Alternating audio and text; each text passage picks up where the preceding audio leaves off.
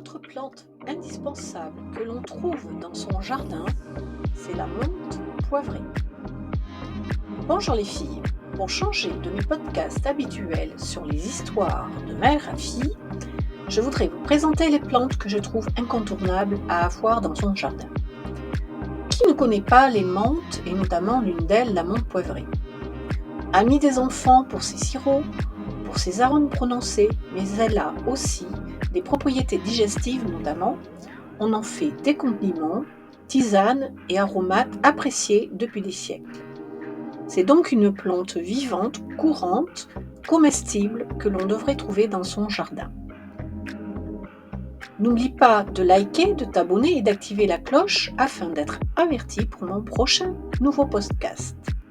En ce qui me concerne, je m'appelle Nicole et depuis la période Covid, j'ai décidé de me reconvertir dans l'aromathérapie et je suis devenue aromathérapeute depuis mars 2023.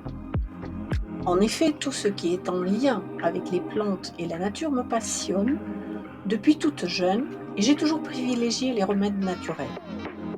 C'est pourquoi j'ai le projet de créer l'atelier de mes filles afin de me consacrer à aider les femmes grâce à l'aromathérapie et aux cosmétiques naturels. Un peu de botanique. Alors, la menthe est une plante vivace, herbacée, généralement petite, moins de 50 cm de haut, formant des colonies aromatiques. Toute la plante se mange. Ce n'est pas la peine de la décrire plus, car tout le monde la connaît et je vous mets dans la vidéo plusieurs photos des différentes menthes. La menthe poivrée, la plus connue, la menthe verte et douce, la menthe à fleurs rondes, la menthe aquatique blanche, les menthes des champs et la menthe pouliot, plutôt amère en goût. Qui sait, vous en avez déjà peut-être une de ces menthes dans votre jardin. Elle se cueille au printemps pour les feuilles et en été pour les fleurs. Un peu d'histoire. La plante est déjà connue par les Hébreux et les Égyptiens, servant à préparer divers parfums liturgiques qu'ils mettaient dans les encensoirs.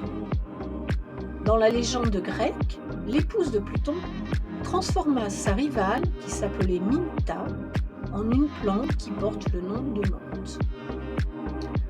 Les druides brûlaient les feuilles pour éloigner les mauvais esprits. Dans le Gard, des bouquets de menthe étaient suspendus à la porte pour éloigner les sorciers à la veille de la Saint-Jean. Au Moyen-Orient, on jonchait le lit des nouveaux époux de feuilles de menthe fraîches pour qu'ils aient plus d'ardeur dès la première nuit de noces.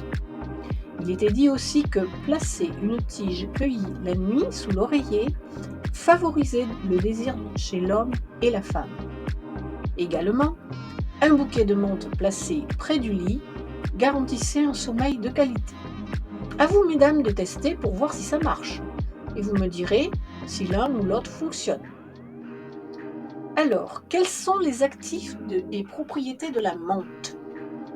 L'essence de la menthe, de la menthone, contenue dans la menthe, a des propriétés antiseptiques.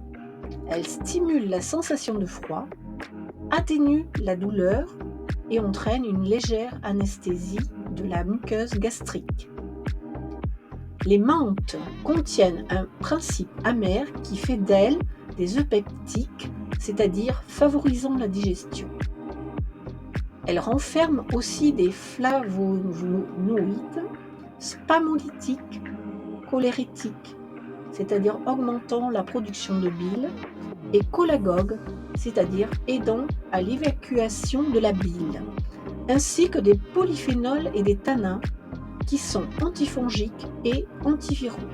Je vais vous livrer quelques recettes et applications que je trouve intéressantes et pratiques. En cuisine, les fleurs agrémentent les salades telles que le taboulé, par exemple, mais aussi les desserts avec les fraises, miam miam. Aussi en sirop de menthe, un délice rafraîchissant.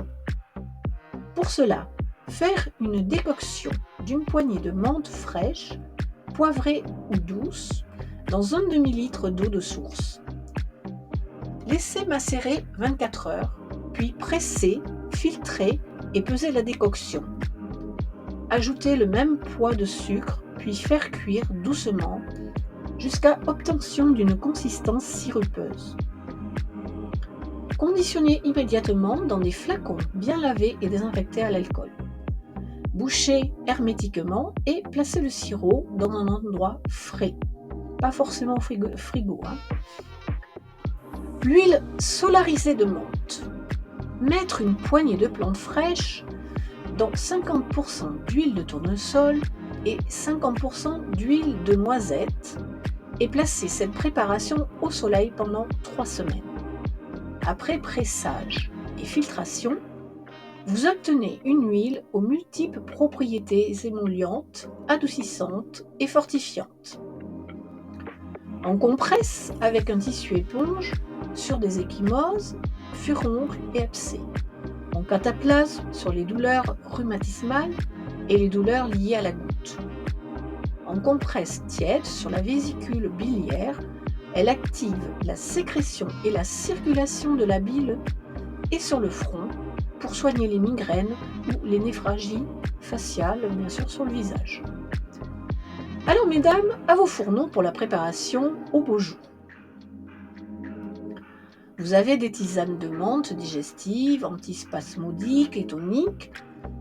Vous avez aussi un lavement vermifuge pour les courageux et les courageuses avec de la Tanésie, efficace contre les oxyures chez les enfants de plus de 8 ans.